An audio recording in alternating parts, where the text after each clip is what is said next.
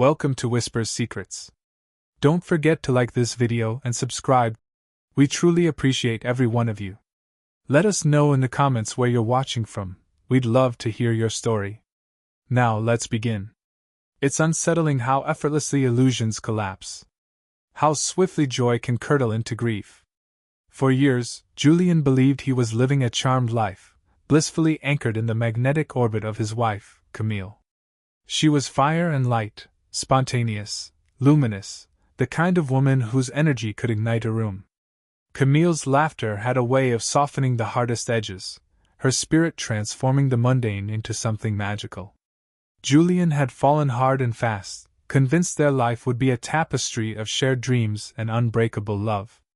But lately, something had changed. The impulsive sparkle he adored began to shift into something more unsettled. It wasn't obvious at first, a dismissive shrug at dinner plans, the constant flicker of her eyes toward her phone, the coy half-smile when he asked what she was thinking. Still, Julian, ever loyal, ever hopeful, chose to ignore the signs. He told himself it was stress, a passing cloud. He buried the sinking sensation growing in his chest, refused to believe their connection was fading.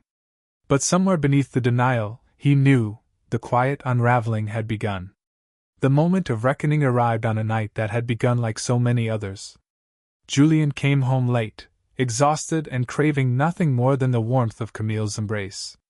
But the instant he stepped inside, a wave of unease surged through him. Camille stood by the hallway mirror, enveloped in a scent he didn't recognize, heady, intoxicating, far too foreign to belong in their home. She wore a dress of deep sapphire silk that clung to her like a secret.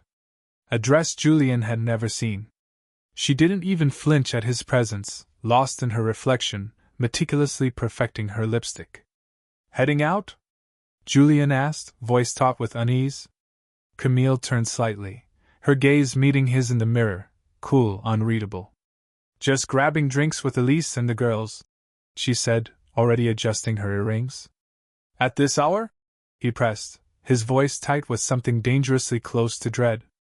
She turned then, eyes flashing. "Does it really matter, Julian?" The words cut sharper than he expected. Not cruel. Just indifferent.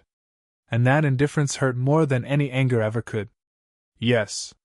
It did matter. But Julian was too stunned to say so. He watched as she slipped on a sleek coat, blew a kiss toward the air, and vanished through the door. That night shattered something inside him. He stood alone, still clutching his briefcase, surrounded by silence and perfume and cold disbelief. It was the moment he knew. Camille was slipping away from him. And maybe she already had. In the days that followed, her absences stretched longer. Her excuses thinner. Julian barely slept, plagued by restless thoughts and unanswered questions. He didn't confront her. Not yet.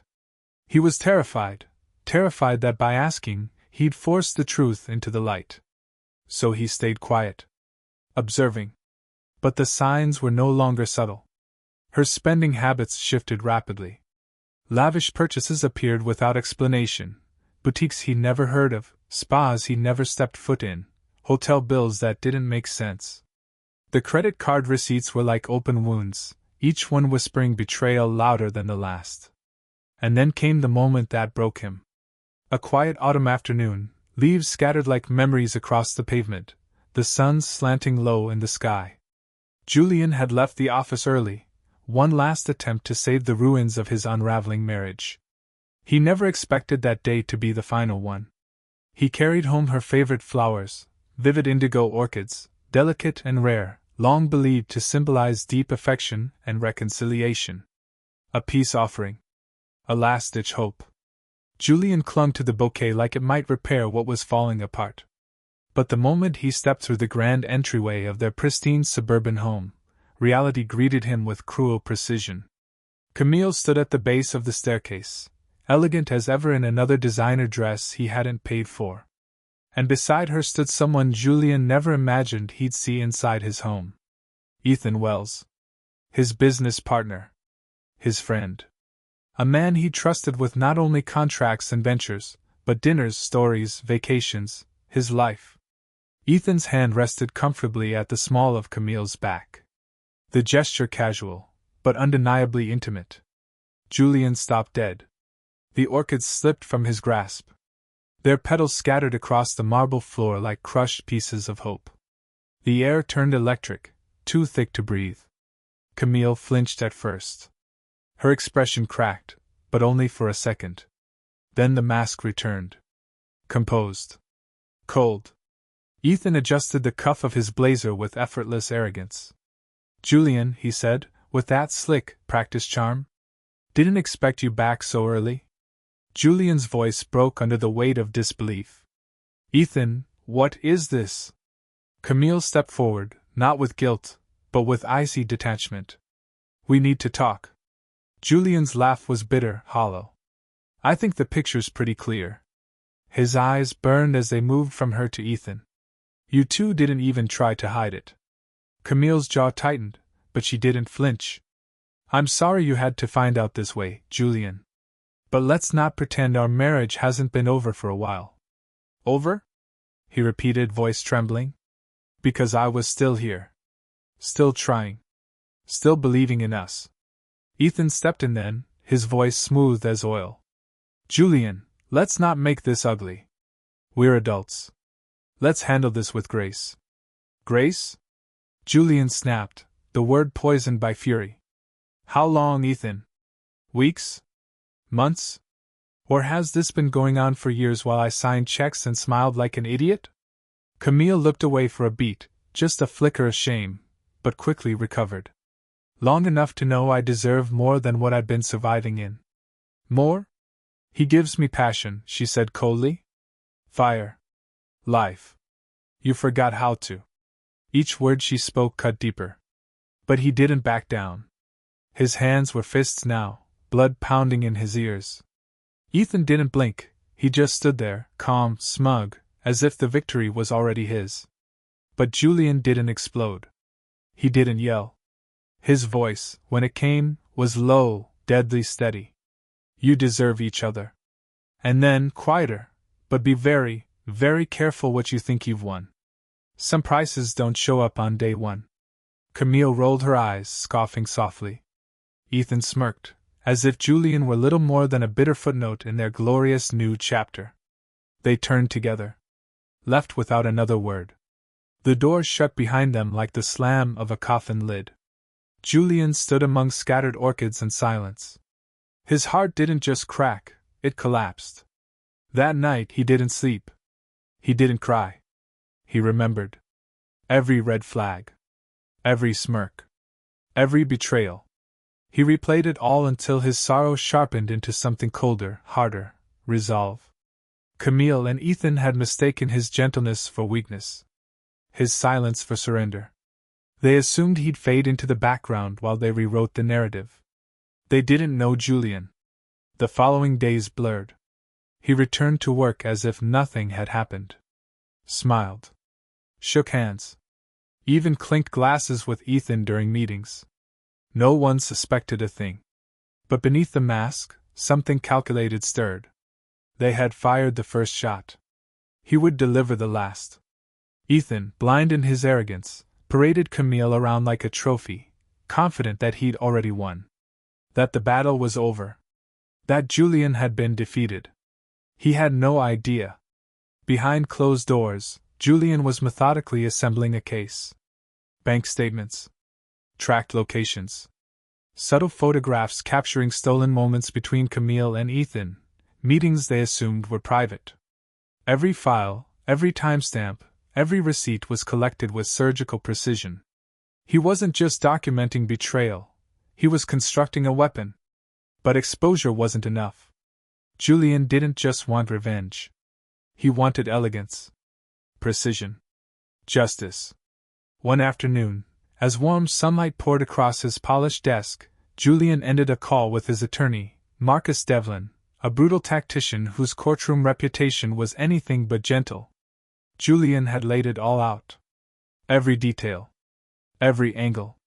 Every silent maneuver that would dismantle the house of cards Ethan and Camille had built. On the speaker, Marcus's voice buzzed with calculated interest. "Julian, You're absolutely sure you want to proceed this way? He asked.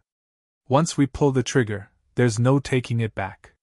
Julian's eyes lingered on a framed wedding photo of him and Camille, laughing, glowing, deluded. He stared at the lie they had once called love. I've never been more certain, he said coldly. Then let's make them wish they never crossed you, Marcus said, his tone filled with professional respect. When the call ended, Julian felt no more sadness. Only steel. Camille and Ethan had mistaken his silence for surrender. They would soon understand their mistake. The following weeks unfolded like a chessboard. Julian was patient. Perfect. Camille suspected nothing. He kissed her cheek on schedule, responded with polite nods at dinner, played the role of the distracted husband she assumed he was. Ethan? He smiled at board meetings. Slapped Julian on the back. Called him brother. Julian smiled back, all teeth, no soul behind the grin. He watched them. He waited. Camille, meanwhile, indulged shamelessly. Spa weekends? Boutique deliveries. Private dinners she never invited Julian to. She believed she'd won. That he was too spineless, too meek to fight. Then she overplayed her hand. Julian came home one evening to find divorce papers laid casually on the kitchen counter beside a half-drained wine glass. Camille sat across from the stack of demands like a queen before her servant, arms folded, watching him read with predatory amusement. Let's not prolong the inevitable, she said flatly. We both know this is over. Sign the papers, Julian. It's better for everyone. He lifted the documents with studied nonchalance. Scanned the outrageous terms. Spousal support. A massive stake in his firm. Properties. Art. Camille sat smugly, already picturing her new life built on his foundation. Julian looked up and smiled. Cool. Controlled. Empty. Of course, he said smoothly. I'll have Marcus go through them right away. Her brow twitched. A flicker of doubt. Quickly hidden. She mistook his calm for defeat. She stood, tossed back the last of her wine, and walked away victorious. Julian poured himself a drink in silence, his gaze locked on her silhouette as it disappeared into the hallway. She had made her move. And she had forgotten the one thing that would undo everything. The prenup. Signed years ago in a haze of champagne and careless ambition, when Camille never imagined needing protection from herself. She had laughed it off, scrawled her name, and tossed it into a drawer she'd never opened again. Julian had never forgotten. He raised his glass in a silent toast to her oversight. The final piece was now in place. Camille and Ethan had declared war. Julian? Julian was preparing to erase them both. In the days that followed, he maintained perfect serenity. Meetings. Dinners. Appearances. But beneath the mask, the fire burned colder than ever. The time for patience was ending. The reckoning was close. Camille, wrapped in layers of delusion and designer silk, never saw it coming. She paraded her false freedom like a badge of honor, convinced she had already won. Every day became an excuse to indulge: couture, fine dining, luxury getaways, all charged without thought, without restraint. She flaunted every purchase, every indulgence, like trophies of her new life. She assumed Julian would soon be forced to bankroll her reawakening. Ethan, drunk on ego, strutted through boardrooms with an air of conquest. He acted as though he had already claimed Julian's seat in both business and marriage. His smirks during strategy meetings, his subtle digs masked as jokes, chipped away at Julian's restraint. But Julian never flinched. Each smug glance, each whispered betrayal only sharpened the blade he was quietly honing. Camille's reckless spending didn't worry him, it thrilled him. Because she had forgotten. Forgotten about the agreement she signed when she still claimed to love him. A prenuptial contract she once dismissed with a laugh and a kiss. And soon, Camille would remember. The reckoning came sooner than expected. Camille, dressed in head-to-toe couture, heels clicking confidently through the marble floors of her attorney's office, was ready to finalize her clean break. Julian, notified in advance by his own legal counsel, waited at his office with practiced calm. Her lawyer, Thomas R. Lowell, known for managing high-profile separations, welcomed her with professionalism, but not warmth.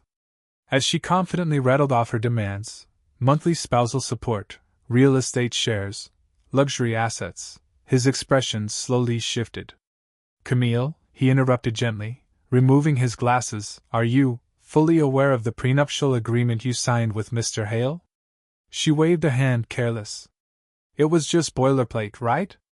Basic stuff." Lowell sighed. "Not quite. In fact, it's very specific. If you initiate divorce without provable misconduct on Julian's part, you forfeit all claims to his assets, his estate, and any future support. You retain only what you brought into the marriage." Camille's confidence fractured. "That's ridiculous. I never agreed to that." "You did," he said quietly, turning the document toward her, Julian's initials beside hers, the ink faded but unalterable. Her eyes scanned the contract, panic blooming as the truth took root. "No," she breathed. "There has to be a loophole. We can fight this." Lowell shook his head. "I've already spoken to Julian's attorney. The contract is airtight. And he has no intention of renegotiating." Camille stormed out in a fury, panic eclipsing her composure. That same night, Julian began receiving messages. Desperate calls. Bargaining voicemails. Pleading texts. He ignored them all. She had played her hand. Now she could live with the consequences. But he wasn't done. Ethan still stood. And Julian had saved the best for last. While Camille unraveled, Julian turned inward, redirecting his focus to the man who had twisted a decade of friendship into betrayal. Quietly, methodically, he had collected everything: internal company records, financial anomalies, expense reports, surveillance footage from office security showing Ethan sneaking Camille into Julian's office suite after hours. Emails. Messages. Every lie archived. And still, Julian smiled through every meeting. Still he shook Ethan's hand. Still he let the mask remain. Until he didn't. He scheduled a private strategy session. Just the two of them. Ethan arrived confident, sleeves rolled up, jacket slung over one shoulder, ready to claim more ground. Julian waited, standing by the window, silent. Then, without a word, he turned and slid a thick folder across the desk. "Take a look," he said softly. Ethan opened it. One page. Then another. Then another. His bravado drained in real time, face paling, lips tightening, hands suddenly unsure of what to do. Every act of betrayal laid bare. Every secret exposed. "Julian," he whispered. What are you going to do?" Julian leaned back slowly, folding his hands, his gaze cool and steady. Julian leaned forward slowly, voice low and final, eyes like polished steel. "I've already taken care of it. The board knows everything." He let the silence hang. "Your career is over, Ethan. You're finished." Ethan's face blanched. "Julian, come on. Save it." Julian cut him off, voice sharp. "You chose deceit. You chose betrayal. Now you get to live with the aftermath." Security was waiting by the elevator. An hour later, Ethan was escorted out of the building, his disgrace absolute. No handshakes. No farewells. Just silence and shame. Julian watched it unfold from behind tinted glass, arms crossed, expression unreadable. Vindication should have felt sweeter. But it didn't. Meanwhile, Camille's world was crumbling.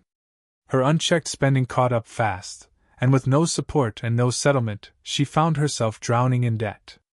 Her so-called friends, fair-weather loyalists at best, distanced themselves swiftly, wary of the scandal. And Ethan? Disgraced and untethered, he vanished. No calls. No messages. No rescue. Camille was left holding the wreckage alone. Then, one storm-heavy evening, she came back. Rain soaked her coat as she stood on Julian's porch, small and hollow in the dim light. "Julian," she whispered. "Please. I've lost everything." He stood in the doorway, unmoving. Unmoved. You threw everything away, Camille. Don't act surprised that it's gone. Tears mixed with raindrops as her voice broke. I was stupid. I know I made mistakes. But isn't there anything left in your heart for me? Julian sighed quietly. His voice was calm. Solid. Forgiveness, maybe? He paused. But trust? That's never coming back. And without trust, there's nothing. He closed the door softly. Camille didn't knock again. Months passed. Julian rebuilt. Stronger. Clearer. Wiser. He didn't just survive, he thrived. His reputation soared. The board respected him more than ever. He spoke at leadership forums, led new ventures, and mentored younger partners. He became the man others aspired to be, not because of what he endured, but because of how he overcame. One spring evening, Julian attended a charity gala, an event celebrating recovery, reinvention, and resilience. Across the ballroom, amidst chandeliers and string quartets, he saw her. Camille stood alone, dressed in something far simpler than before. There was no glamour now. Just quiet. Stillness. Her eyes met his, and for a moment time stilled. In her gaze, regret. Recognition. Acceptance. Julian gave a slight nod. Nothing more. A gesture that said, "It's over. And I'm at peace." Then he turned back to the people around him, his smile warm, his laughter genuine. The past, once heavy with betrayal, had faded into silence. He didn't need to carry it anymore. Because real revenge wasn't destruction. It was healing. And freedom. Drop your thoughts in the comments. And if you loved this revenge story, subscribe to the channel for more. This was Whisper Secrets. Thanks for listening.